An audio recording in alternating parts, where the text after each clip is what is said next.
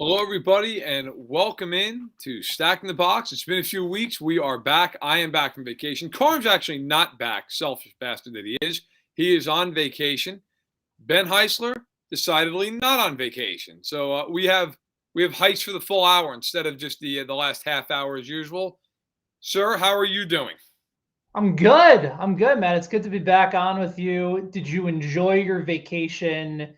I know that obviously there's a lot of busyness, a lot of newborn action happening at home. Were you able to at least put your feet up, sort of? Because that's sort of like this weird intertwined moment of having a newborn while also trying to like mentally reset before the start of the season. That's not an easy thing to do.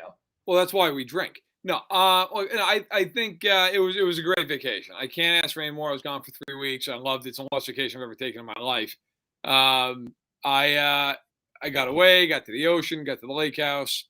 My parents were around pretty much every step of the way. They lived 10 minutes from the lake house, so they were very, very generous and instrumental in helping to watch the kiddos here and there and take some of the load off in that regard. My wife and I could get out to a dinner or two. Yeah, man, it was great. It was great. I drove 13 hours back on Friday, and I got to tell you, I had mild concern. My car, I never have any issues with, but my wife's car. My wife has had this Toyota RAV4. Okay. I'm ballparking. She's probably had this thing since college, so like 10 to 12 years, and it only has like 110,000 miles. It's not running to the ground, but I drive like halfway across the country to get out to New York. Then I go pick her up at the airport up in Syracuse. I come back, and she's like, "Yeah, the car it's running a little funny." I'm like, "Okay, that's not good. Like, why is that?" She's like, "Yeah, I don't know. I touched when I touched the brake, it says the oil light comes on, the red oil light." I'm like, okay. Like, why does the red oil light come on? Like, this car maybe it was changed 3,500 miles ago. Like, all right, it may be due for an oil change, but it certainly should have oil. Long Right. story short, she neglected to inform me before I went halfway across the country. Oh yeah, it leaks oil sometimes. That's what the mechanic said when I brought it in. Like, that would have been really helpful information before I drove 13 hours with our daughter overnight. That would have been really great if we broke down in Cleveland. Like, so thankfully, put oil in it. But then, like, I'm aware of this as I'm driving home. So I put a bunch of oil in the car before I leave. I'm like, all right, we'll be good. Yeah. I get to like Indiana. So I'm like, I don't know, 2/3 of the way home. I get at a rest stop, open it up, check it just to make sure things low on oil. I'm like, this is not a slow leak. This is a huge problem. So now the car's in the shop, hopefully getting fixed. But it all's well that ends well. But I was just, if I break down on the way home, that's it. I'm setting this car on fire. But it worked out. Why is it that I feel like maybe this is a longer conversation sort of involving like the whole husband wife relationship, but I feel like we're always criticized very often for neglecting to give valuable information or not checking the calendar Yes, when something's about to come up. definitely. I feel like in these types of scenarios, and I get this all the time, where a major family important event happens, or we know somebody who is dealing with, or whatever it could be, and my wife hears about it, but I hear about it like randomly in sort of a meaningless conversation. I go, wait, I didn't know about this. She goes, oh yeah, this happened. Like I may have told you. It probably happened a couple months ago. Like this would have been useful information for me to know at this time. And I'm also in my head, the odds maker sort of thing is always going for me.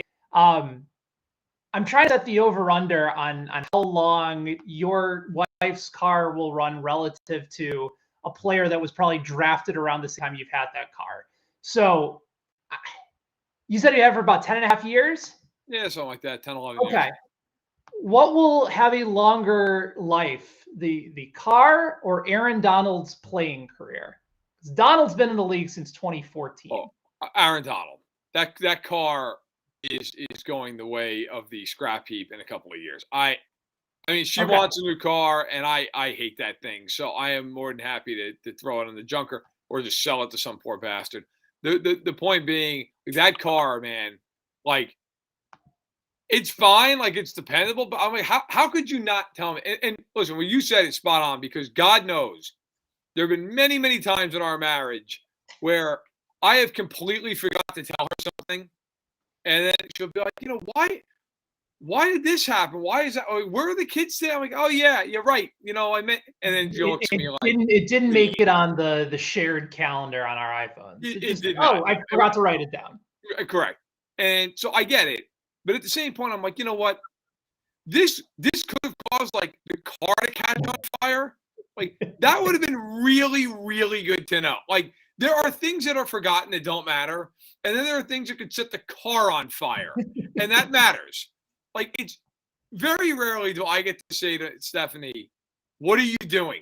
Like, what? She's the most on top of things person you'll ever meet in your life. Like, she has planners and calendars. Yes. I mean, our budget, our financial budget is to the cent. Like, it is insane. And then, of course, I blow it because I buy something I'm not supposed to. But it's crazy. Like, she's so on top of things. I'm like, that's what you forgot? That the car is just hemorrhaging oil as I'm driving 800 miles. Like, what? How do you forget that? Oh, I don't know. I didn't think it was important. Like, it wasn't important. I'm like, when's the last time you had the car brought in for a tune-up? I've never done that. And I should say out front, I am not like Joe Car guy by any means. If there's like, I don't. There's a universal symbol for a car leaking oil that one would think would then relay back to the idea of, I should probably get this checked out. I am absolutely not the guy who's like got the hood open in the driveway and is like, oh, I'm gonna change out the spark plugs. I'm not that guy. I openly admit that. But I know the car needs oil. Like, that much I know. I know it needs gas to run. So like, when that happened, I'm like, you had to know this. But in any event, I digress. Speaking of New York and things that were not good, Zach Wilson. So Zach Wilson, in his game on Friday against the Eagles, actually when I was driving back, he jukes a defender on a scramble and goes down, non-contact. I'll be honest, when I saw the play, my initial reaction was, that's not good. He might have very well torn an ACL, right? You see this unfortunately happen more often than we'd like to. Then the Jets come out with what is for them, shockingly, a good bit of fortune, if you'd like to look at it that way, and say, hey, look, it's a bone bruise. It is a torn meniscus, but he's only out 2 to 4 weeks. But now, like, as the week has gone on, okay, and he's due to have surgery, to my knowledge, today, okay, maybe a little later in the afternoon. Now it's been more like, well, we're going to wait and see what the damage is when they open up the knee. It's like, shouldn't you know what the damage is? Like, we do have these things called MRIs. Like, there should be imaging of this. He is a professional athlete. Like, how concerned are you that this is going to be more than 2 to 4 weeks? I'm concerned. I think especially when a straightforward diagnosis continues to be kind of blowing in the wind, that something's always missing, right? Like, the idea of like NFL players having setbacks with regards to injury timelines is fairly common, but you would know the damage of what this is, and the idea of delaying, just if it's a swelling issue. Like, I remember when my wife broke her leg, they couldn't operate on it for a couple of weeks. They had to put this like outside cast on, I forget what it was called, to help get the swelling down. So in the case of the NFL with Zach Wilson, like, I guess I don't understand the lack of transparency coming from that side. If they need to know more than just say, we haven't gotten a full scope of what exactly the injury might be. And maybe this is another conversation for Verderame, but I've never really understood, like, if it's a long-term injury, if it's just more than like that upcoming week, why wouldn't more teams just share that information? Again, I get if you're trying to see whether or not a guy's questionable and you're trying to make a team game plan for that week, but if it's several weeks away and it's the preseason, why keep the sort of the reckless speculation going that you and I and everybody else covering the Jets would likely be doing? So I think there is cause for concern. I don't think it's necessarily something that's going to be season ending, but you would think at least it would make sense to say, here's what the timeline initially was. Now there's been some setbacks. Here's what we're looking to try to find out. To me, that just makes life easier, honestly, for everybody, including the players on the team, so that they know what the expectations are. Yeah. By the way, I see Lucas S in the chat. It says his father and brother ruined the car 6 years ago because they didn't check the oil. So good. They can join the group with my wife, who doesn't believe in oil.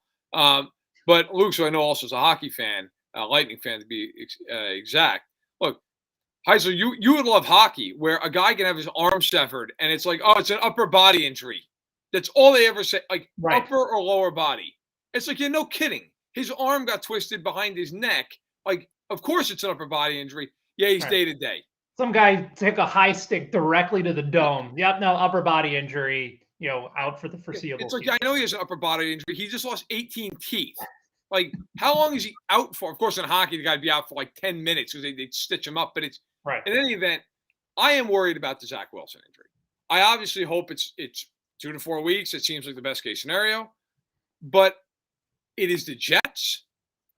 And that injury did not look good when it happened. That doesn't mean that just because something looks one way, it isn't another way. Certainly that happens. But I always worry when a team's like, okay, it's this. And then it kind of gets walked back more and more and more. You're like, hey, guys, is it that? Like, what is happening? Like, is it 2 to 4 weeks? My thing, too, now, to move on, because we actually don't know. And to speculate on it beyond that, I think is kind of crazy. But like, now the question becomes, if it's really, let's even just say it's a month. Okay, let's say he's out a month. He misses a game or two in the regular season. You're probably not going out and getting another quarterback. Like, it's 1 to 2 games. You're not going to go out and go nuts. You're probably playing Flacco and you're hoping for the best. If, unfortunately, Wilson is out for a lengthy period of time, even if it's not the whole year, maybe it's half the year, maybe he's on the PUP list to start the year and he misses 6 games. I contended on Twitter, if this is serious, they are on line 1 with the Niners tonight because they need a quarterback. Joe Flacco is not it. Okay. They are a coaching staff that is from San Francisco. They know Jimmy Garoppolo very, very, very, very well. And while he's not great, one would argue he's an upgrade over Zach Wilson, at least in the immediate. Right. Would you trade for Jimmy Garoppolo if Wilson is out 6+ weeks, or would you say, nope, we're going to just roll with Joe Flacco and Mike White? I think you roll with them because if you're a lot of it is also dependent on where the New York Jets front office and coaching staff believes they are in this rebuilding period, right? I would contend that they're not catching the Buffalo Bills, they're not, the New England Patriots, and the Miami Dolphins. Like, right now, this period in Zach Wilson's second year in the league should be, are we going to eventually give this guy the 5th-year option and then sign him long-term? Like, your whole goal right now is figuring out whether Zach Wilson's the dude. And the less time he spends on the field, the only way I would consider it, honestly, Verderame, is if he's out for the season. And then you're like, okay, we have a roster that we believe is good enough to contend for a postseason spot. Let's bring in Garoppolo because we know him. And we know that the 49ers are desperate to get rid of him. Maybe we can find somewhere in the middle, draft pick compensation-wise. Maybe we don't even have to give up a draft pick this year. Maybe it can be one down the road, just to try to find some rational common ground. But putting Garoppolo on the field as a result of Wilson only missing a couple weeks, maybe even like the first quarter of the season, doesn't make sense to me because that's the position they need to figure out whether or not they're going to have him long-term or not. And the longer he goes without playing, the longer they have to try to figure out whether or not he's the guy. The sooner they can make that decision, the better success they're going to be in long-term. So to me, it doesn't really add up based on where they are, based on the level of competition within their own division. I just don't think the timeline sets up well. So I agree with all that. By the way, in the chat, Swish says the Jets have had the oil light on for 50 years, which is hilarious and very true. That car has been on fire for a long time, sir. Look, good thing you got a fireman in the stands to try to help. Yes, Fireman Ed, who one of these, I can do a whole podcast about how I feel about Fireman Ed, but that's neither here nor there. Look, let's put it this way. When they were losing those AFC title games about 15 years ago, nothing was more enjoyable to the New Yorker and me than seeing Fireman Ed just devastated. Nothing more enjoyable. But to that point, I agree with everything you said in terms of where they are as a franchise and what this year means for them. Totally agree. Yeah. There's one thing, though, that I don't even disagree, but I just would add to this that I think would make me consider Garoppolo more. This is New York. This is not some small market where, hey, if we stink again, it's okay, and everybody's cool. They have sucked for, as Swiss points out, 15 years, okay? And you wonder if you're Saleh, if you really, like, let's say Wilson's out for a major amount of time. Hopefully he's not, but if he is, you're staring down the barrel like 4-13 with Joe Flacco. But that's happening. Yeah. You're not winning a bunch of games with him or Mike White. So my point becomes, if you're Saleh, are you sure you're surviving that? Are you sure you're surviving that? I think Douglas probably does, but Woody Johnson is not exactly Art Rooney, okay, or George Halas here. Like, do you really believe you have the confidence of your ownership group that you're not getting fired? Because we always talk about this, and I think rightfully so. Like, well, where is this team? What's best for them long term? But if you're a coach, can you think that long term? Do you know you have that long term ability? And so I think if you're the Niners, or excuse me, if you're the Jets, if you think Wilson's out for half the season or more, I'm calling the Niners. Because say what you will about Garoppolo, and God knows I've said plenty, he's a competent quarterback. You can win games with Jimmy Garoppolo. Sure. You are not winning games with the other guys on that roster right now. You're not. So, and Garoppolo knows that system. He can walk right in and play it, whereas a lot of guys would not be able to, of course. So, look, hopefully none of this matters, and Wilson's out 2 to 4 weeks, and he comes back, and that's fine, and you go from there. But I think you and I ultimately are of the same opinion. The Jets are not good this year, no matter how this shakes out. But I think that the Niners are looking at this and have to be thinking, if Wilson's out long term, we might be getting a phone call. So here's one other thing to consider. Let's say health-wise, with the exception of Zach Wilson and the upgrades that they've made both on the offensive line and on defense and with some of their receivers, all this sort of offseason moves leading up to this point, like it's a much more competent roster, you would agree, than from a season ago, right? I would. Even if that's the case, what are we talking about for, like, they're projected to win 5.5, 6 wins this year at most consensus sports books. Even if you think Garoppolo is a 2-win level replacement player over Zach Wilson, which 7-8 wins. 7-8 wins. Like, if anything, that's me. I guess I don't know how that buys you time in the NFL. I think mediocrity is almost the worst place you can be in, right? Because I agree with you, but 7-8 wins for the Jets is like the Super Bowl. They might throw a parade for them. That's fair based on where they've been over the last several years. But then let's say Garoppolo does play well. Now all of a sudden you're faced with the scenario that you didn't want to be in the first place. Right. Are you really going to lock him in long term, especially now that he's played well in New York, maybe becomes a fan favorite in the process if they are successful under him? And then you're still dealing with a upside quarterback. I guess that's maybe debatable after the first couple of years. Still trying to figure out what to do with him. Then you move on from him. Do you say, like, okay, this Garoppolo thing was a 1-year trial, and now we believe Wilson's ready? Like, I just think it presents more problems than rewards for the Jets at this point to bring him in. It's a fair point. Speaking of the Niners and second-year quarterbacks, Trey Lance and the Niners played over the weekend. They played against the Packers. They won the game. Lance was impressive. Threw a big deep ball touchdown. Saw limited action like every starting quarterback does, but he did play. And for what he did, he looked good. I am of the opinion the Niners are the most high-variance team in the NFL this year. I think they could be a Super Bowl team. I think they could win 8 games. And it all depends on the quarterback, because I love the roster around the quarterback. Look, the secondary scares me a little, but their front seven is so good and they're so well coached, and offensively they've got weapons. A, do you think they're the most high variance team in the league? B, where are you on Trey Lance as we are now 3 weeks or so from the start of the regular season?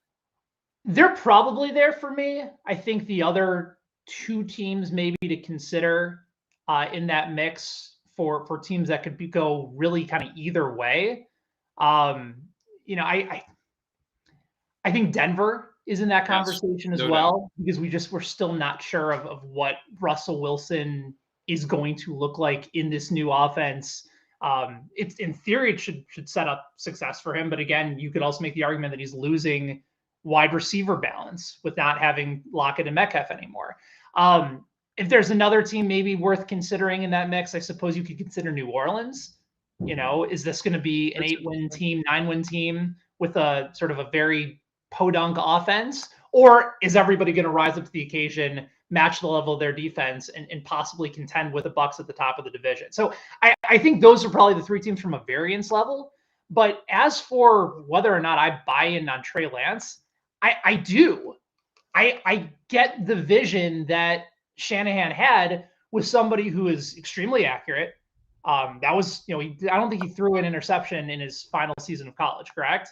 It's like 27 touchdowns, no picks. You're right. It was 0 or 1. 0 or 1.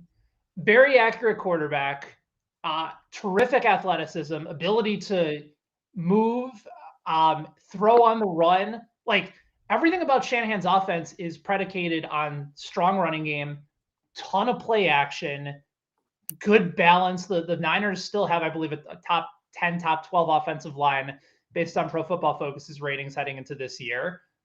And he had plenty of time to learn and kind of sit back and get a little taste, had a couple games last year. And we've also seen the year 1 to year 2 jump for so many young guys is palpable. Like, you've seen it with Mahomes. You saw it with Lamar Jackson, both of them winning MVP seasons. I think you're going to see a very similar jump, not an MVP level jump, out of Trevor Lawrence this year, just having competent coaching. Well, Lance has had competent coaching for a full season now. And the skill set plays to take a Shanahan offense where he was doing it with non-mobile guys for a long time, and Garoppolo and Matt Ryan during the Super Bowl year, and take it to another level. I just think he's set up for success. Now, there's still going to be some raw moments. I agree with you there. Like, there's probably going to be some stinkers along the way, but yeah, I'm buying in his ability. And early in the offseason too, Verderame, like, that was one of those dudes that went from like 60 to 1 to MVP odds and nearly went up to as high as 30 to 1. It's kind of settled in the market a little bit now, but there's reason for belief in Lance, even in a tough division. So I like Lance a lot. I think he's talented. I'm very curious to see how this shakes out this year, because it's a good division. It's a tough schedule. It's a very tough schedule. But I think he fits perfectly what they want to do. He does give him that mobility, and he is a guy with a strong arm. And he is somebody who really is everything Garoppolo is not. Now, the question is going to be experience for me. Like, this is a kid who has not played a lot of ball the last 2 years. Played one game in North Dakota State. They were shut it down because of COVID. He played very sparingly last year. So what does that look like? I mean, that's a lot of rust to knock off and be trying to assimilate. And look, and this may help him or hurt him. Everybody's different. There's a lot of pressure on him. Like, this team, most of the times you come into a team like this, like, the team's not good. You're the third overall pick. You got plenty of time to kind of get off the ground, and nobody's really expecting much. They are expected to be a Super Bowl contender. Like, he's got to be good now. He's got to be able to play now. And if they have some clunker of a game where it's those 4 picks, he's going to hear it in a way that other guys don't early on in their careers when they're high picks. I think he's going to be good. I guess I don't know if I agree, because I think the 49ers kind of recognized what their ceiling was with Garoppolo, which was, we can only get so far. We can get to a Super Bowl and probably lose. We can get to an NFC Championship game sort of on the backbone of our defense and then lose. I think the fan base in San Francisco, and again, certainly not everybody, there's plenty of people that are like, well, what if Garoppolo could at least give us a chance? I don't know why I gave them all like this weird, Chicago sports talk radio caller accent. I think that's just where I go to for, inspiration. But I think the fan base they want to see more. They want to say, give this guy a chance, because the upside is winning a ring. And they know a thing or two about winning rings in San Francisco with some of the greatest quarterbacks to ever play the game. Go for great as opposed to settle for good. I hear you on all that. In this year, they might be a little bit more patient. Now next year, if the expectations are as high and Lance does well and gives them those signs and it's up and down, then they're like, all right, now take it to the next level. You had your 1 full year of starting, get that under your system. It's now year 3 of your 5-year contract. Go ahead and win us a Super Bowl. And if you stink, then you're going to hear about it. But I think this year they are more likely to give him not necessarily the benefit of the doubt, but I think they're willing to kind of pass off judgment initially because they know how good he can be.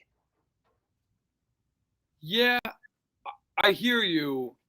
I just think that, and by the way, like, I'm not a Garoppolo guy, but one thing I always push back on people, and they're like, well, there's a ceiling on him. They were 7 minutes from winning a Super Bowl. Like, he was good enough to get him to a Super Bowl. Now, I understand he was not the driving force of that team, but he was there, and they also had a 10-point lead in the fourth quarter of the AFC title game last year. Mm-hmm. Like, you could sit there and blame, and I'm not saying you, but like in general, people can blame Garoppolo all they want. Their defense crapped the bed in both those games, in those spots. Like, in both those games, they had 10-point leads and completely crapped themselves as the game went on. Now, that being said, no one's arguing that there's not a lot more of an upside with the idea of Trey Lance than there is a Jimmy Garoppolo. Okay, no one's arguing that. That would be insane. My point is, I do think there will be pressure on him this year because fans are going to look at this team and go, we can win a Super Bowl. And if we don't compete for that, he's likely the reason. Now, does that mean that there's going to be like a revolt in the fan base? No, I think they all understand that he's their best shot going forward. I still also think, like, I remember watching Mahomes his first year. That's where I was going to bring this back to. Because I think there's a lot of similarities in Smith to Mahomes. Very good team. Garoppolo to Trey Lance. Yep. Good coach. Garoppolo to Lance. Smith to expectations. But I will say this. As that year, early on with now, look, part of this also was Mahomes was just unbelievable the second he started playing. And so there was never really a moment of like real pressure on him early in the year because they were winning every game they were playing. He was throwing for 400 yards every week. But I do think as that year wore on, it was more like, all right, man, we know, like, you're great. You're clearly great. You're the Messiah. All this, and everybody in Kansas City was thrilled to death. They hadn't had a quarterback like that since Len Dawson. Okay.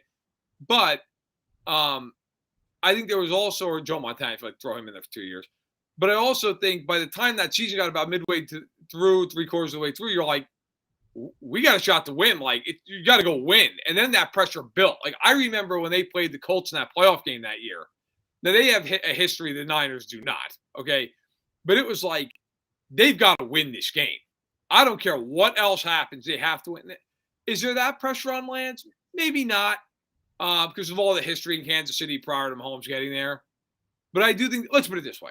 I think there are real expectations on the Niners that typically are not on a player that young who is drafted that high. Usually those teams suck. Jacksonville, Chicago, I think probably Atlanta next year they're drafting a quarterback. Those types of teams.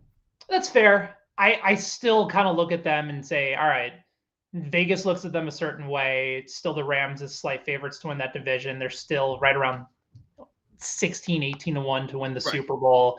Lance is sitting around 40-1 to win MVP. Like, there are expectations, but I think a lot of it is largely based off of let's see what this guy can do because it felt like they were capped from before. And I guess my rationale on this is that they feel like it's worth the risk, even if it doesn't necessarily have the payoff in year one.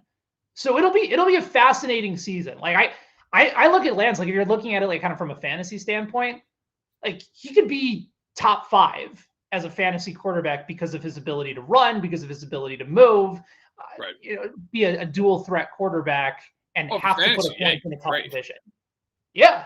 But it's just going to be, it'll just be a fascinating watch throughout the course of the season, because if you're asking me, like, can he get there with the coaches around him and the team around him? Like, so much of this with these young quarterbacks is all set up for success. Like, if you would have put Trey Lance in New York with the Jets and Zach Wilson in San Francisco, maybe we're having a very different conversation with both of these guys at this point. Like, coaching and situation matters so much here. Much more than people realize. All right. Going to go into the future. Going to hit 4 quick ones, then we're going to go to the bet-sided portion of the show. All right, let's rip through these. More justified hype, the Lions or the Jags? Who you got? I'd probably go with the Lions, and I think it's because of how bad the NFC North is probably going to be. Everyone's taking a step back. Packers don't have anybody for Rodgers to throw to. He's still there. They're still likely to win the division. The Bears win total opened up at 7.5. It's now listed as low as 5 at some sports books this year. So the Lions just sort of by nature have more playmakers on their roster, have improved offensive and defensive lines, a rootable head coach, I suppose, in Dan Campbell, who didn't get up to a good start with the whole biting kneecaps. He was like, all right, this guy's kind of a whack job and he's fun. But now people bought into the fact that they played their ass off in every game and lost a ton of close games last year. Hard. And they're clearly motivated for him. Whether or not it'll translate into actionable wins, I'm not sure. Jacksonville, I would probably buy them more so than Detroit. But if you're talking about where the justified hype is coming from, I think the Lions are deserving of it because they've improved their roster sizably. They've added more playmakers to the mix, and they're in a division that they should be able to take a positive step in the right direction. So I would back the Jags, but I get the more justified hype to be on Detroit. Okay, so I'll be short and sweet. I am going with the Lions here for all the reasons you laid out. Most of all, I think the NFC stinks, and so that will help them. I also think the Lions' schedule as a whole, if you look at it just in general, is much easier. I actually like the Jags in the sense that Trevor Lawrence is a much better quarterback, I think, moving forward than Jared Goff is. I know he struggled last year. I think with a real coach, he'll be just fine. They added more than just about anything, added more than just about any team in free agency. In fact, they did add more than any team in free agency. I think they overspent quite a bit. I think the Jags are more talented in some ways, but I like the Lions more. I think they're really building something in Detroit. They got to find that quarterback. That's going to be the key. They find a quarterback, they're going to be a problem. But I do think Jacksonville is going to be a lot better than people realize. It can even maybe be interesting in that division for a bit. I think Jacksonville is probably the more talented team in the moment. I think the Lions have more staying power, and I like the Lions better this year because of where they play. They play in the NFC, Jacksonville's in the AFC. All right, second one. Who has more receiving yards this year? Washington rookie Jahar Dotson out of Penn State or Saints rookie Chris Olave out of fellow Big Ten school, Ohio State? Yeah, I was initially thinking it would be Dotson because Washington is likely going to have a lot of those short intermediate passes. And Dotson's going to be their slot guy and try to take some of the pressure off of Terry McLaurin. But it's probably Olave for a couple of reasons. The first is that's how Vegas sees it. I was looking at their player prop numbers. Olave is projected for about 720 yards consensus. And Dotson's right around 600. So that's a sizable difference, probably of about 120 average yards. So Vegas is buying much more so on Olave. And I also think that's a dude that it kind of is a really good fit for Jameis Winston. If he goes back to the Winston of old, where he's taking some more shots down the field, he's likely going to be a nice deep threat for them. We'll see what happens with Michael Thomas if they want to keep him the inside, another possession type of opportunity where he moves the chains. Olave's just going to have, I think, more big play opportunities, and I think that's going to help his receiving yards. And we know that the Saints like to take some more shots downfield. So I'd probably go for all those reasons on Olave, even though I think Dotson could have a solid year. So we're boring because I'm also going with Olave, and it was literally for one reason. His quarterback. Jameis is going to launch the ball when given the opportunity. I do not believe in Carson Wentz. Anyone who's ever listened to me or read me for 5 seconds knows this. I'm not a huge Jameis guy either, but I'll say one thing for Jameis. He can throw the hell out of the ball. He will throw the ball down the field and take his shots for better or worse. I do think if you want to make the case for Dotson, which I will quickly, it's that other than McLaurin, they don't have a weapon that I'm like, oh, that guy's going to take targets away, right? I mean, look, I like Logan Thomas as a tight end, and Curtis Samuel maybe bounces back, but Dotson's probably the number 2 weapon in that offense.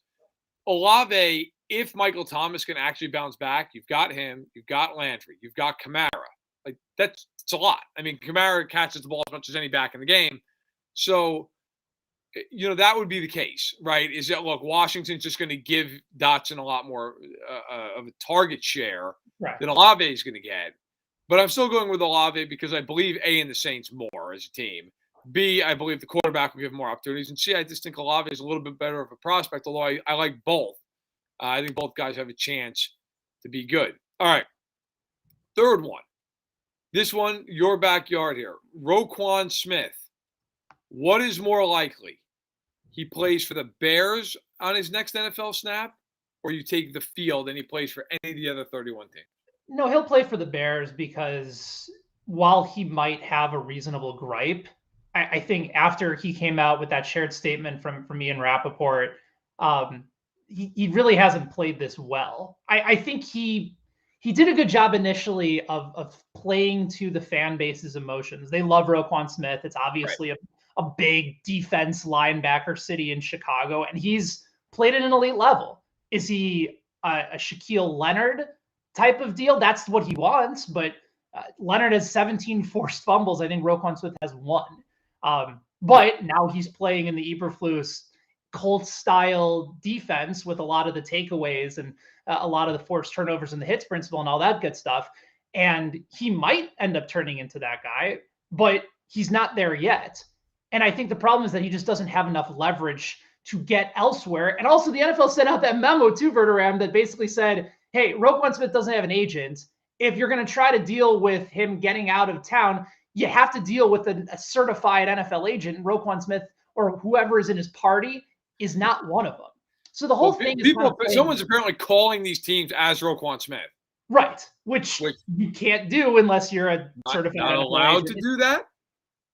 Right, and that's the benefit of having an agent, among many things, is they can talk with other teams, try to get the wheels in motion for what a possible deal and extension might look like, which is what Roquan is looking for here. I still think he ends up with Chicago. I think Ryan Poles has actually played this pretty well from a PR standpoint, and I'm a big Ryan Poles fan, but this has been a tough offseason, a tough first offseason for him, and that could all change if a lot of his first-round picks hit. Early draft picks hit. Right. But I think Roquan still ends up in Chicago. I think they find a way to make some of the numbers work. Cliff Stein has been managing the Bears cap for a long time, and I think they figure a way to get it done. It's going to be messy, but ultimately I think they want Roquan, and Roquan still wants to be there. He just wants it on his own terms. I think he'll be there. I don't know if he's going to be there long term, but he's going to be there. If you're the Bears, why would you trade him right now? Like, he's a young pillar of the organization. You need him. Like, I mean, now I'm with you. He is not Shaquille Leonard, who, by the way, there are probably a handful of people who Darius Leonard. He changed his name, or he changed it. He'd like to be called. He didn't change his name. Correct. But yeah, he's not Fred Warner. Okay, he's not that level of player. However, he is a very good player. And so, if you want to start talking about should the Bears pay him, yeah, the Bears should probably pay him. Now, should they pay him a record-setting amount of money? That's debatable. Look, by the way, you want to talk about one of these picks that they need to hit. That kid Brisker out of Penn State, that kid can hit. He can hit like a truck in the preseason game about 5 times against Kansas City. But yeah, I think his next snap will be for the Bears. Now, will he be there in 2023? I think smart money says yeah, but that is, I think, more of a question than this year. So Brisker is looking like he's going to be a really nice pick. And this may not be fair to Ryan Poles, but I think you have to hold him accountable in the sense too, is they took an out-of-the-box safety, I think pick 49, while George Pickens was still on the board for Pittsburgh. Correct. And they also took Kyler Gordon, corner. Again, if you're talking about positional need and value at that point in the draft, Brisker could be a really good player, but if Pickens ends up being a star, that's going to look like a terrible decision on Poles' part. It may not be fair, but that's kind of the nature of sort of where it stands. If it turns out great, that's a miss. I disagree in this regard. I know what you mean, but man, they need a lot of good players right now. Like, sure. You know what? You can, George, first of all, and look, Pickens, I mean, if he is as good as his hype is right now, he's Jerry Rice. Okay. But I hear you I also feel like they just need to get good players in that building. And if Brisker turns into a Pro Bowl safety, then you know what? It's a good pick. I don't care who went before him. Like that's how I hear the argument of it, but I do think like at this point the Bears are so bereft of talent. You just gotta get guys. Yeah. And if you draft good players, yeah, you could argue, hey, Pickens would have been a better pick, but I don't think it's a loss. That's true. And for as young as Chicago is, it's pretty remarkable that the secondary is the strength of their team right now. With Jalen Johnson, you now have Gordon Likely. Eddie Jackson. Eddie Jackson's still there, but he needs a refresh. Then if Brisker ends up being the guy that they think he is, that's some solid pieces in your secondary for a while. All right, so here's one that I thought about this morning. I think is fun. Who throws the most passing yards this season of the AFC West quarterbacks? Who do you got? I'm still going back and forth on it between Herbert and Mahomes, and I'll ultimately side with Mahomes because I'm still not really sure of what Kansas City's run situation is going to look like, and because of how often they like to use their running backs in passing situations. Like Mahomes is probably going to be throwing more often this year because he's going to be spreading the ball around a little bit more. There's not going to be as many breakaway plays downfield because Tyreek Hill is no longer there. So you have more passing opportunities. You have more abilities from running backs to catch passes out of the backfield, whether it's Clyde Edwards-Helaire. I don't think Ronald Jones will end up being on this team. It's likely going to be Isaiah Pacheco, who's, by the way, if we're talking about it more. He was apparently Walter Payton based off of it's unbelievable. 7th round pick out of Rutgers is going to be the next sweetness. And listen, he's looked awesome, but I'm not ready to get there yet. But I would slow down a little bit on that. Right. They have weapons on this team at the running back spot that are kind of better positioned to be not 3 yards in a cloud of dust type players as opposed to moving them out, putting them in the slot, dump off passes, check downs, wheel route guys. So I think Mahomes is probably just going to end up throwing a lot because it's in a division right now where you're going to have to throw a ton. I know you love Carr, and we'll get to him in a little bit too with your analysis and some fun stuff that I found. But I just think Mahomes, the value on Mahomes right now is 8-1. Carr is 10-1 at sportsbooks. I think the value lies with Mahomes here. So I am very conflicted because the football guy in me says you take the best quarterback and you just believe in that. And the best quarterback in that division, while it is an unbelievable division of quarterbacks, it is Patrick Mahomes. I don't even know that most people would argue that. In fact, I don't think unless you're a fan of one of those other teams, you'd argue that. There's a big part of me that says he is just going to spread the ball around, and you're going to see him throw for like 4,900 yards, and you're going to have 5 guys in that team with like 800 yards plus. Yeah. Okay? Could happen. Sky Moore looked really good in his preseason debut. You got MVS, Smith-Schuster, Hardman, Kelsey. Apparently Justin Watson now is some sort of a thing in Kansas City. I'll kind of believe that when I see it in the regular season. But my point is, if you're asking me who I think the best quarterback is, I think it's Patrick Mahomes. Okay, and so if I had to lay down an honest to goodness paycheck on this, I would lose my nerve of the opinion here, and I would take Mahomes because I'm riding with him in these games. However, logically, when I think about it, I lean a little toward Carr in one respect. I think their defense is going to suck. Yeah. Okay? They cannot guard anybody if they don't get pressure immediately off the edges. They also are a team that I do not believe in their offensive line at all, which means I do not think they can run the ball worth a damn. What does it all equal? It equals Carr throwing the ball an ungodly amount of times. And I think it's going to be to Waller and to Renfro and to Adams. Now, I am worried, by the way, Waller's been hurt like all summer. That's a real problem. That worries me. Yeah, they need him. They do need him because otherwise that offense is a hell of a lot less scary. But I think Carr might throw for a ton. Although in the end, I you know what? I gotta be honest and fair, but I would take Mahomes based off just Carr's never thrown for near 5,000 yards, where Mahomes does that like on an annual basis. But I guess my point is I think Carr's going to throw for a ton of yards this year based off of all those different. Yes, I think in the end, if I'm being honest with myself intellectually, I think Mahomes is probably the right answer. So fair is fair. Yeah, I just think with Carr, it makes a ton of sense, but I'm looking at it maybe from a different perspective. I'm looking at it from a betting value standpoint. And I think early on, Carr was the guy. We had this conversation, I think, maybe a month and a half or so ago about the AFC West quarterbacks and also some of these early NFL prop numbers that were just released. And you and I both love the number on Carr early on, but I mean, it's been cut in half, and we'll get into why that is coming up in just a second. But I just don't look at it as a value play anymore. And the other thing with McDaniels too is that, like, during this time in New England, they still ran the ball a lot. And I know that Brady had incredible years and Super Bowl years, and we know the characteristics and everything about him, but he still believes in a solid running game. And so I don't think that's necessarily going to just go out the window, especially in his first year. They're going to try and run a little bit, especially in the first half, to keep their defense in some of these games. Yeah, no, it's fair. It's a fair thing. It's the one thing that scares the hell out of me with the Raiders from an offensive standpoint, because I love the weapons. Yeah, their line stinks. Their line is not good, and that is one thing people forget every year during camp and every year during the preseason, because you can kind of get around it.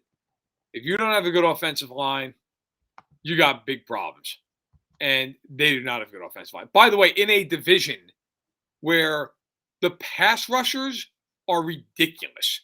You've got Denver's guys. You've got the Chargers, because all of a sudden the Chiefs now have, Karlaftis and Dunlap and Clark and Jones and like, it's crazy, the pass rushes in that division. But let's go.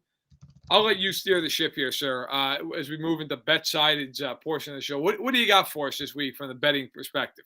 So I got maybe about a week or so ago some notes from BetMGM, and they had compiled all of their different preseason numbers ahead of the season, as far as all these different prop bets for who has been bet on the most. So let's start with the name that we just mentioned, right? Derek Carr. Over at BetMGM right now, Derek Carr has been the most bet on quarterback by both the public as well as the sharps to lead the NFL in passing yards as well as passing touchdowns. Now, he's moved all the way up from 20-1 in most passing yards up to 10-1. I believe that's now fourth or fifth highest on the board. And in passing touchdowns, that number has moved up just a tad. It's gone from like maybe 24-1 to 18-1.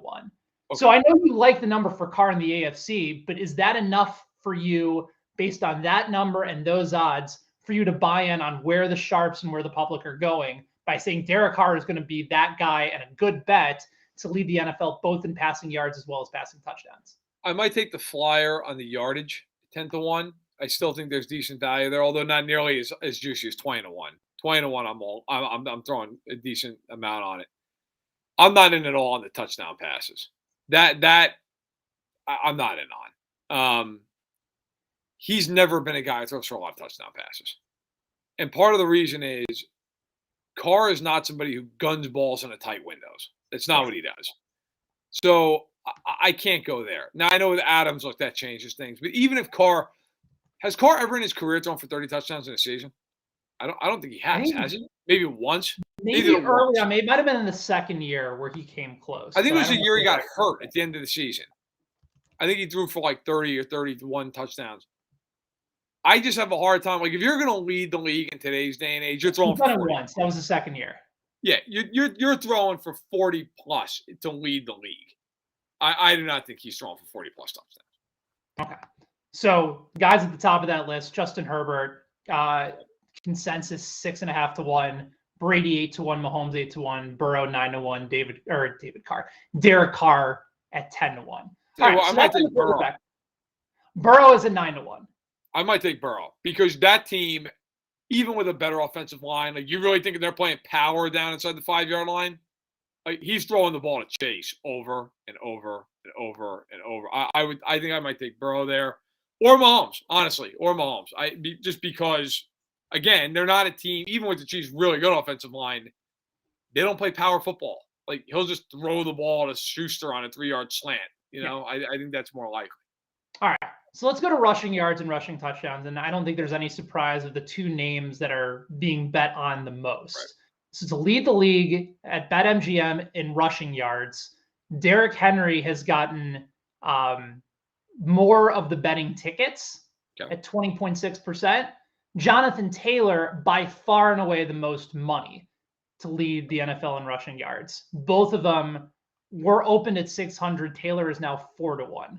As far as rushing touchdowns go, it's actually the opposite. Taylor has more of the betting tickets, but Henry has about a quarter of the money, and his odds are still at 6-1. So rushing yards versus rushing touchdowns, the public and the sharps buy in on Taylor for rushing yards. They buy in on Henry for rushing touchdowns. Do you agree with that assessment? I go the other way. I actually go the other way because I think the Indianapolis offense is going to be better than Tennessee's offense. I think they're going to be down at the goal line more often. And I think when they get down there, it's going to be Jonathan Taylor because they don't have anybody outside of Pittman who you're even remotely thinking about throwing the football to. Henry, on the other hand, I'm not kidding. I truly believe this. If he's healthy for the whole season, he will shatter the record for carries in the season. He was on pace for like 450 carries last year. It's also probably part of the reason why he got hurt. Yeah, man went down with an injury. But my point is, now you don't have A.J. Brown. Treylon Burks is not exactly inspiring confidence with his offseason. I'm looking at this going, if he's able to stay healthy, and it's a big if, I understand that. If he stays healthy, that dude's getting the ball like 450 times. They have no other offense. What are you going to do? You're going to play spread with Tannehill? You're not doing that. So I think you're going to see a lot, even by their standards, of Henry. I think the only reason I might disagree is because for the same reasons that you listed about the Colts as to who they're going to throw to, at least they have a guy to throw to in Pittman. They also have a couple different tight ends that they trust a little bit too. If you're Tennessee, I don't know who you're throwing the ball to. Neither do they. They also don't know. Right. Yeah. So I think both of them are they're the favorite bets, and it makes sense on both sides. Taylor, I probably just trust a little bit more, but again, I usually like to fade running backs coming off of monster years. So from that standpoint, Henry dealing with the injury from last year, starting to trend on the wrong side of his age, Taylor having a ton of carries as well. It makes sense based on the amount of volume that they're likely to get, but I think both of them at those low numbers are probably a stay away for me. All right, next on the board, receiving yards and also receiving touchdowns. Looking at it from what BetMGM has provided, the most receiving yards, the betting public has gone with Justin Jefferson. He's gotten about 12% of all the different betting tickets. The biggest handle for receiving yards, CeeDee Lamb at just under 24%. He's also their biggest liability. As for receiving touchdowns, Jamar Chase has received both the most amount of bets and the most amount of money. However, a surprise name is actually their biggest liability, and that player is Amon-Ra St. Brown of the Detroit Lions. If he hits at 50-1 Verderame, BetMGM is screwed because their top liability in that market is just going to cost them a ton of money. So I bring up those names to say receiving yards, receiving touchdowns.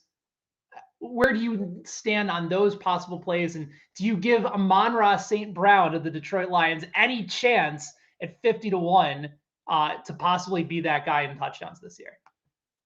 No, okay. I do not. I mean, God bless him. Hope it works out. But you know what? Yardage-wise, give me Justin Jefferson. Give me Jefferson. I agree with that. Offensive-minded head coach, new offense essentially. Say whatever you want about Cousins. We talked about this like a month ago. He puts up numbers. They will throw for a lot of yards. So give me Justin Jefferson. As for touchdowns, I think Chase is a great answer. I just finished saying I think Burrow's going to lead. So I will go with Chase.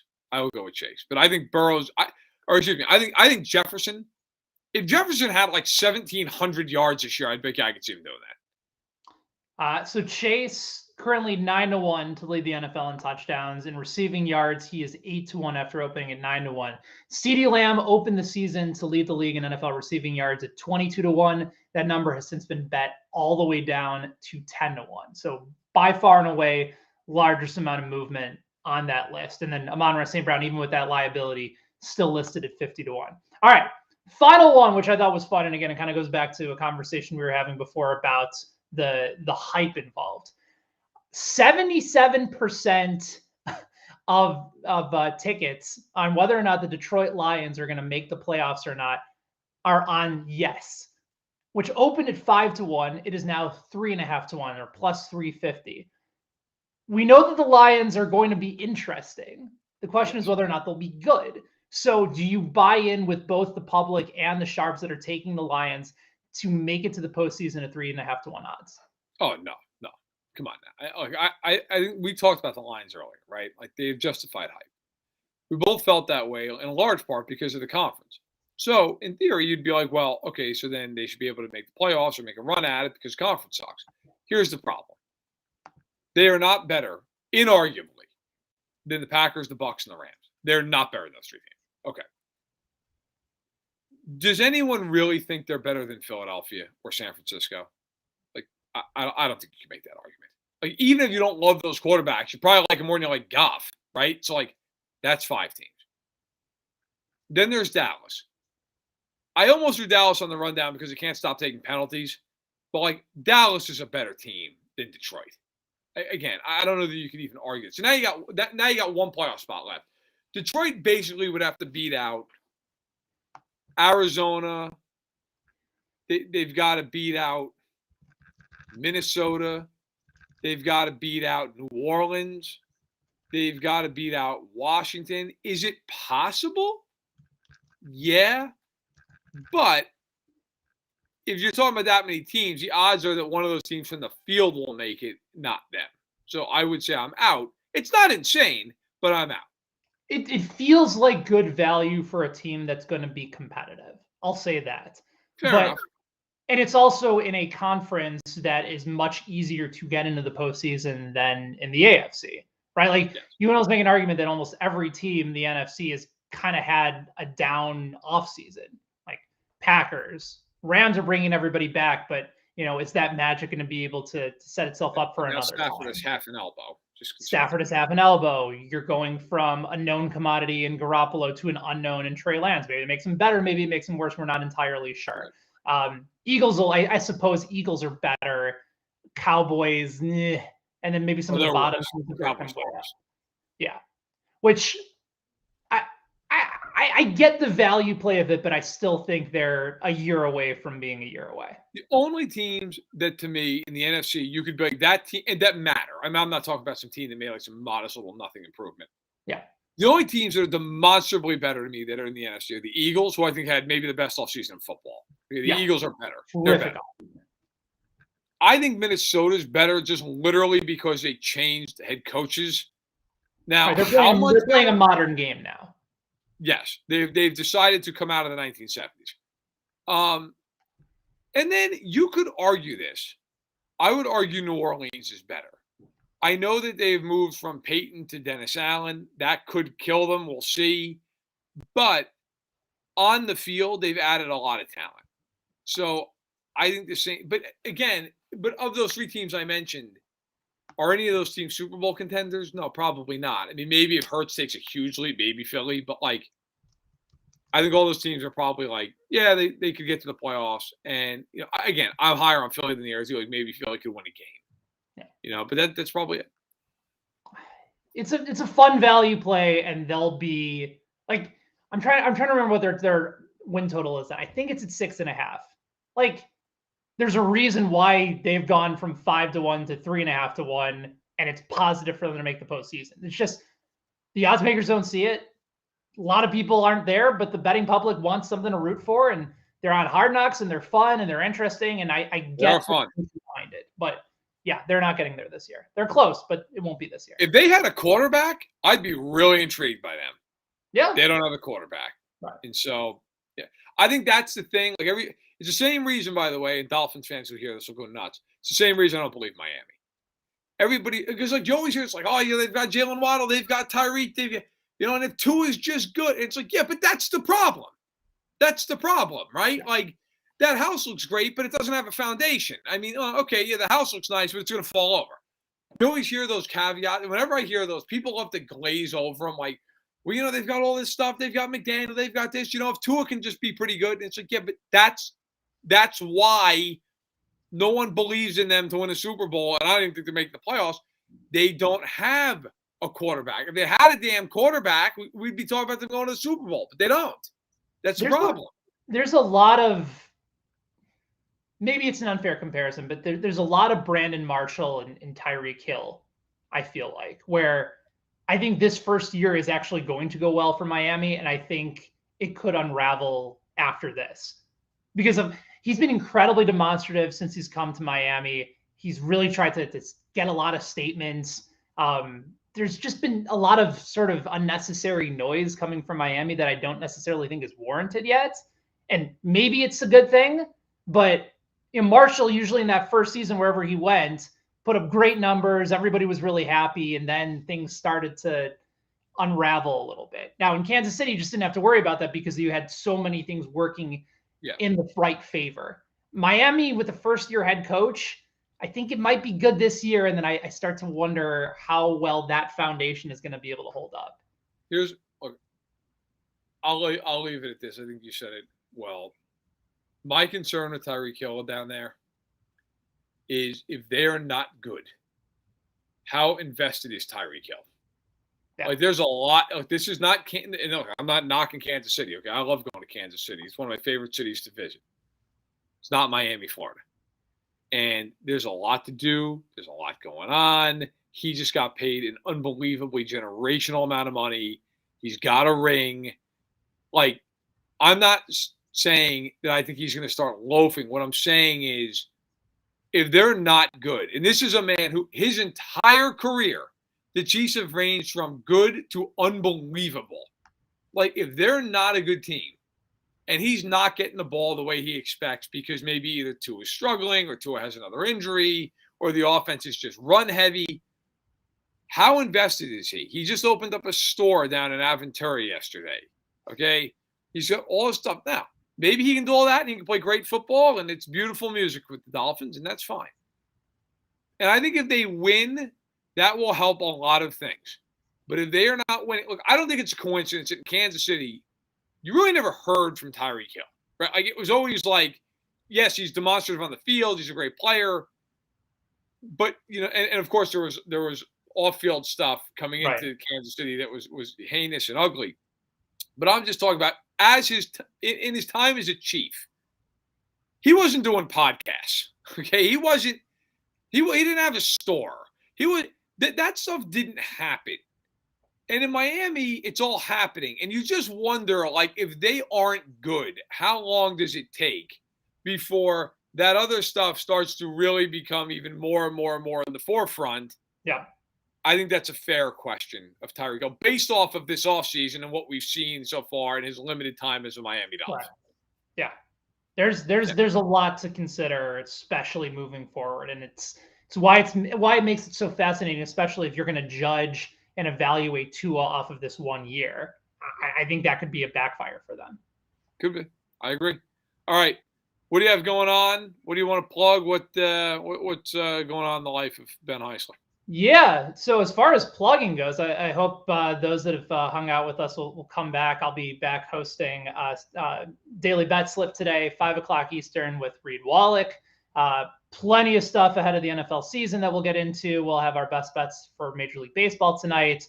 The WNBA playoffs start tomorrow, Verderame. We had a really successful first year capping that league. So we'll go over some plays there. So that's 5:00 Eastern. You can find it on BetSided's YouTube channel. So hopefully you guys will come out and check us out and have a good time with us there. As far as what's going on over here, school's starting for the boys, which is exciting. Both of them are going to be going to the same like preschool daycare spot. Nice. We got the classroom assignments yesterday. That's always a big day. You find out what animal your kid's going to be. So I think there's like a zebra and some sort of a turtle. I don't really remember exactly what it is. My oldest son wants to be a penguin for life. I told him that won't be the situation, but you can always be a Penguin right here. And now he's really seemed to take that to heart. And actually, I did want to give you one futures bet that I got slightly invested in that I think you're going to like. All right. I know there's a lot of turnover in the NFL, but let me run this by you because I thought I got an absolute steal at my book for this. Okay. You ready for this? Hit me. At 11-1, I put two separate bets on this. At 11-1, I took the following teams to make the postseason. They just have to get into the postseason. Okay. The Green Bay Packers. Yep. The Philadelphia Eagles. Yep. Tampa Bay Buccaneers. Yep. LA Rams. Baltimore Ravens. Yep. Buffalo Bills. Indianapolis Colts. And the Kansas City Chiefs. Those 8 teams. And then I bet it again with the Cowboys instead of the Eagles to make the playoffs. Both of those, Verderame, I got at 11-1 odds. So yeah, well, I'll tell you right now, I have all those teams in the playoffs, so I'm on board. All right, so I can start spending this money now. Is what you're saying. Yes. I think the biggest risk you have is probably Indy, only based off of. You know what? I don't even feel like that because I thought the biggest risk, the initial bet that I made was the NFC East maybe would be the biggest risk. but I feel like I covered my tracks by taking I was going to say Indy, but I just can't get there with Tennessee. I just can't. Like I don't know. I mean, maybe Jacksonville really surprises it, but I don't know. I like the bet. I'm in on that. I remember last year I had a buddy of mine bets on the league, and he asked me, "What's your favorite bet?" And my immediate answer was, take the Jags under. Have you seen Urban Meyer? I don't care what the number is. Bet the under. Yeah. And they got shellacked by Houston in week 1 last year. And he called me. He's like, thank you very much for the money. It's like he hit that under before Thanksgiving. Yeah. It was beautiful. By the way, you probably know what BL is saying, that the Bucs aren't making it. Maybe there's more lingering concerns with this line. Brady maybe decides that he's not wanting to. I can't do it, man. I think that division's awful. Atlanta and Carolina, especially Atlanta. Atlanta's hideous. I think Atlanta's the worst team in football. Okay. If Brady is there, I don't envision a scenario where they don't make the playoffs. They may not win the division.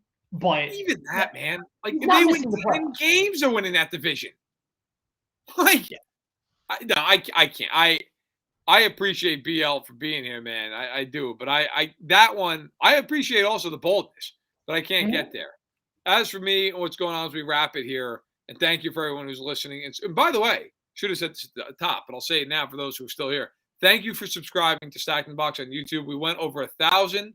On Monday morning. Nice. We're already almost to 1150, so rolling along. And as we do that, as we get more and more subscribers, we can do more stuff. If you follow the Arrowhead Addict podcast, we have almost 5,000. You will know that we do a lot of stuff with the Discord channel, and we have happy hours. If we keep growing this channel, we'll do stuff like that for here too. Swag, all that stuff. As far as what's going on in my life, tomorrow, my wife and I will drop Maisie off at pre-K. So that will be new. I know it's not kindergarten. It's not the actual to go to school, but she pretty much is going to school. It's a full day. It's the whole deal. We went to the orientation yesterday. We were going to have her just go to a public preschool, but for a lot of reasons in Rockford, there's reasons you basically, it's basically on like an income-based system. And so we had to send her to a private one. And that makes it out like I make a lot of money, believe me. With all due respect to FanSided, who I love, it's not so much the case. The point being, we had to send her to a private school. We had this orientation yesterday. It's one of the most intense things I've ever been a part of. Okay?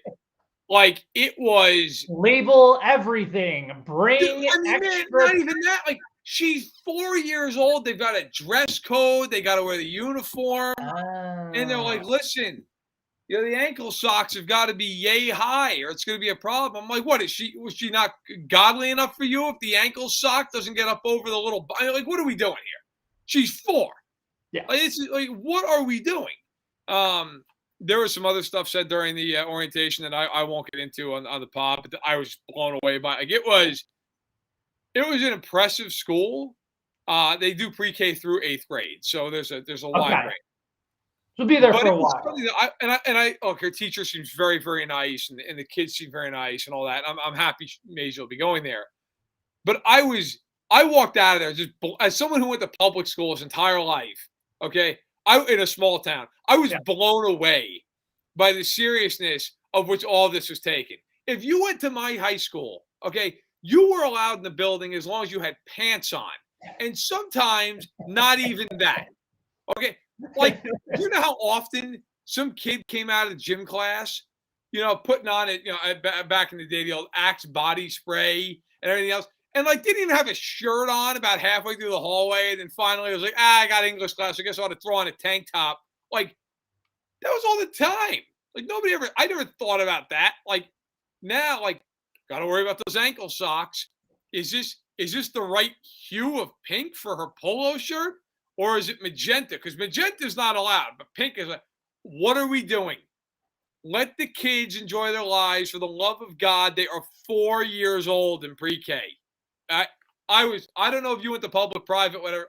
Ben, I was shattered by this. I could not believe it. I went to public school. I'm trying to remember, like, from a preschool experience. Maybe it wasn't like a private school, but it was like one of those preschool programs I had to pay for. Like, my kids go to the J over in Kansas City. So like, I guess technically that's a private school, but like, it's a fairly big like preschool program, right? But like, there's no dress code. Like, it's just kind of like you go and it's like a fun program and you can't wait for them to be done in a handful of years so that you can send them to public school and not have to pay whatever you're paying each month to send your kids to pre-K. Also, so it's nothing like that. It's a good program, but man, like the dress code stuff and the ankle socks and the specific type of color, that's way too much. Kid is 4 now. And by the way, I will pre-warn everybody, if you don't like language, probably turn this off, because I'm probably gonna go a step far here. But here's the thing that really gets me, okay? For lunch, obviously you can pack a lunch, you can bring a lunch, which we'll be doing. If you'd like to have a hot lunch there, which like one of the days the lunch is a hot dog, it's $5 for a fucking hot dog. Like, what are we? At the stadium? We at the Bronx now? Like, $5 for a hot dog? So in theory, if you had a hot dog, okay, you had a pack of hot dogs. I don't know, what is a pack of 8 hot dogs? $4? Okay, pack of 8 hot dogs. This damn school is making $36 on a pack of hot dogs. We're paying, I won't say how much, but X amount to go to this school that, frankly, we're basically being forced to go to because apparently I make like a nickel more than we're allowed to send to the public pre-K. Or it's just a joke. I cannot believe there's even public and private pre-K. But they're trying to soak me for freaking $5 for a hot dog. Over my dead body will I ever pay $5 for a hot dog. And then on top of that, they say, oh, by the way, milk is separate. It's a separate cost. If you like milk, you got to buy that. Oh yeah, Heisler, you got to buy that for the year. It's $70. I'll sit there with a gallon of fucking milk before I pay $70. She's 4. What is she gonna do over the course of the whole year? Drink 5 gallons of milk? They're soaking me for milk. It's unbelievable. Like, I almost got into a space where I had to walk out of there. Like, you've got to be kidding me. So a hot dog is $5. Milk is $70 for the year. 70, and God knows how many kids are in this school. I think it's like 300 or so, 400, like all told. My God, and then they're talking about how they built a wing on this place because they got $8 million a couple of years ago. I'm thinking to myself, like, you're making me pay for milk. It's the Oscar Mayer wing. It's like, yes, it's sponsored by Crowley and Oscar Mayer. I'm like, this is unbelievable. So that's how I feel as I drop her off at school tomorrow.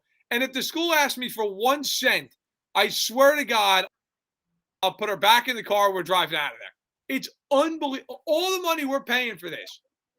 You boys can't float a milk? It's unbelievable. Like, it is just the peak of, hey, we've got you by the balls, and now we're going to just do everything possible to squeeze another cent out of you. So, as someone pointed out in here, yes, I absolutely am going to be packing her lunch every day. Okay. And also, Yeah, I love we're team Lucas's pack the lunch idea. too. Lucas says, sell them for $2 a piece. I should show up with a hot dog truck outside the damn school. Hey, kids, $2. $2. We're going to undercut these boys at the door. Okay. And I'm still making 100% profit off the damn things. It is unbelievable. I mean, I'd hate to see if they ever had like some kind of a real lunch. Like if they had like a chicken thing. My God, I'd be paying a second mortgage for it. Unbelievable. Disgraceful situation. I know that we went through a lot of interesting and insightful NFL talk and analysis today on the show in the 75 minutes or so that we've been on together. Yeah. I hope that whoever tuned into the program for the last 5 minutes, like this would be like this is what I would put out to the world about this show. Like this is how I would sell the show. We might have to clip it. We might have to clip it and put it out there. Yeah. This is what the people need. I'm with you. Hey, listen, we want to clip that and put it out. That's fine. I didn't name the school, so I don't feel too bad about it. Or just, if Hunter and the rest of the staff are cool with it, maybe the tagline for this episode is $5 for a fucking hot dog. And then it's unbelievable. Blow up. Like if you paid $5 for a hot dog at like Wrigley Field, you'd be like, okay, it's Wrigley Field. I get it. I'm overpaying, but fine. For a freaking hot dog at the school, I couldn't get over that. I was floored. At first I thought they meant $5 for like the whole week. Like that's what you're gonna pay for lunch. Right. I'm like, all right, fair enough. And then they're like, no, that's just like Thursday. I was like, I'm sorry, what now? Like I literally, I've thought about this, but I think my wife would actually file for divorce. I thought about sending Maisie to school with an 8-pack of hot dogs every single day, and just being like, I don't care, hand them out. I doesn't matter. Eat them all. Do whatever the hell you want with them. I want that school to know I paid less for 8 hot dogs than for your 1. I am vehemently opposed to it. Look, I digress. We can't go any further. But yes, what is happening is a travesty. And if you're out there and you're hearing this and you're thinking to myself, yeah, we're getting screwed too.